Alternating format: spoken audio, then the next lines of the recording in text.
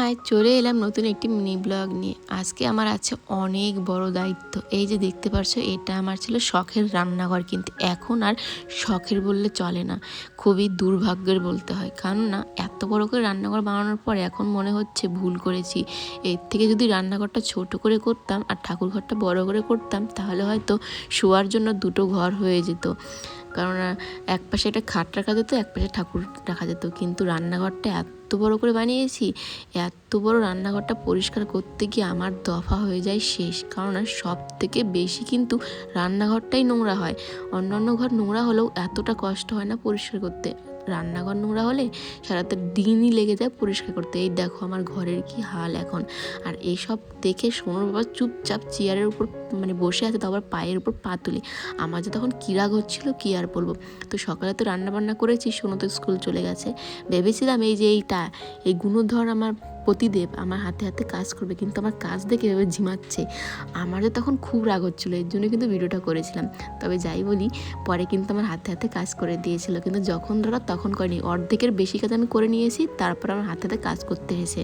তো এদিকে ঘরের জানালা টালনা সব কিছু পরিষ্কার করা হয়ে গেছে। আর গরম জল সার্ফ দিয়ে পুরো মেঝেতে আমি স্কচব্রাইট দিয়ে ঘষেছি। স্টিলের যে স্কচব্রাইটগুলো হয় সেটা দিয়ে এমনভাবে ঘষেছি যে আমার যে মেঝেতে তেল তেল ছিল না, সেই তেলগুলো আজকে ওঠাবই ভেবেছিলাম। আর এইসব দেখছি আর ওকে শুধু দেখছি। আমার যে তখন রাগ হচ্ছিল কি বলবো তোমাদের। তো যাই হোক, আমি এই দেখো কীরকম তেল জলগুলো বেরোচ্ছে রান্নাঘর থেকে। রোজ দিন মুছি, তারপরেও এত তেল জমেছিল, সেগুলো ধারণার বাইরে। নিচেরটা এখান দিয়ে আমি রান্না করলে এতটা নোংরা হতো না। মাঝে মধ্যে যে আমার প্রতিদীপ এসে রান্না করে, তো এর জন্য এতটা নোংরা হয়েছে। আর আমি আজকে ঘষতে দফা আমার শেষ। হাতগুলো প্রচণ্ড ব্যথা হয়ে গেছিলো। তো সমস্তটা পরিষ্কার করা হয়ে গেছে।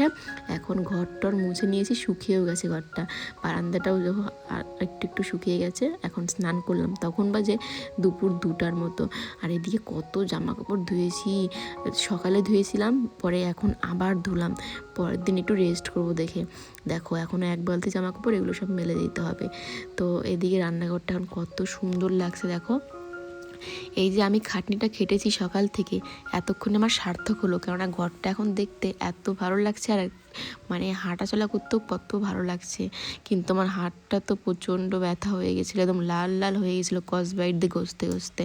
তবে আরও একটু নোংরা আছে, ওটা অন্যদিন করবো, একদিনে তো আর সব করা যায় না। তো চলো, তোমাদের কেমন লাগলো অবশ্যই কমেন্ট করো, ভালো লাগলে লাইক করো, তোমরা চ্যানেল সাবস্ক্রাইব করে থাকো। দেখা হবে নেক্সট ব্লগে। সবাই ভালো থেকে সুস্থ থাকো।